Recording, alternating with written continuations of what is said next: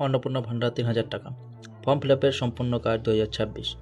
প্রতি মাসে ৩,০০০ টাকা। ফর্মে ছোট ভুল, আবেদন বাতিল।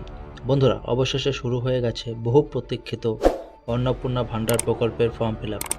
আর এই প্রকল্পে আবেদন করলে প্রতি মাসে সরাসরি ব্যাংক অ্যাকাউন্টে ঢুকতে পারে ৩,০০০ টাকা। কিন্তু এখন সবচেয়ে বড় প্রশ্ন, ফর্মটা কিভাবে ফিল আপ করবেন? কোথায় ভুল হলে ফর্ম বাতিল হতে পারে?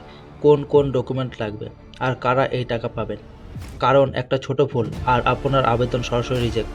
তাই আজকের ভিডিওতে আমি আপনাদের দেখাবো সম্পূর্ণ 12 পাতার ফর্ম স্টেপ বাই স্টেপ কীভাবে ফিল আপ করবেন। একদম বিগিনার হলেও কোনো সমস্যা হবে না। তাই ভিডিওটি স্কিপ না করে শেষ পর্যন্ত দেখুন, কারণ শেষের দিকে আমি বলবো সবচেয়ে বেশি মানুষ কোথায় ভুলটা করছে। চলুন শুরু করি ফর্মের প্রথম পেজ থেকে। এখানে প্রথমে আপনাকে দিতে হবে পরিবারের প্রধানের তথ্য, যেমন নাম, আধার কার্ড অনুযায়ী পুরো নাম লিখবেন, বানানে ভুল করবেন না।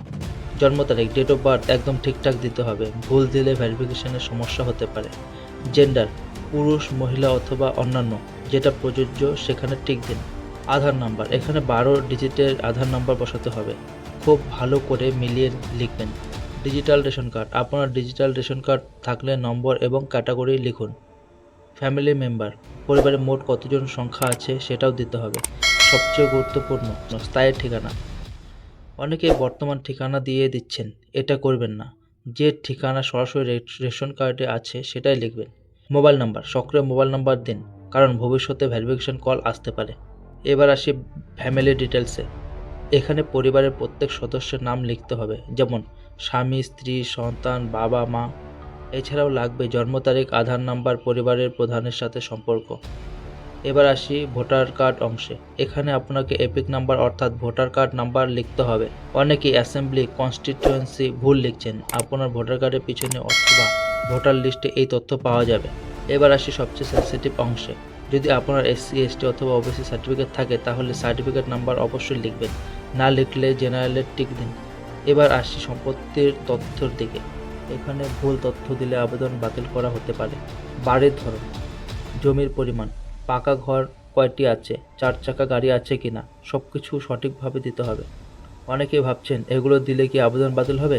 দেখুন, সরকার মূলত আর্থিক অবস্থার ভিত্তিতে ভেরিফিকেশন করবে, তাই ভুল তথ্য না দিয়ে সত্যি তথ্য দিন।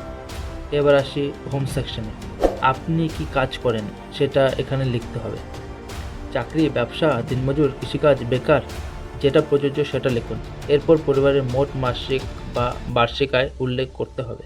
এখানে ভুল ইনকাম দিলে পরে সমস্যা হতে পারে। এবার প্যান কার্ড সেকশন।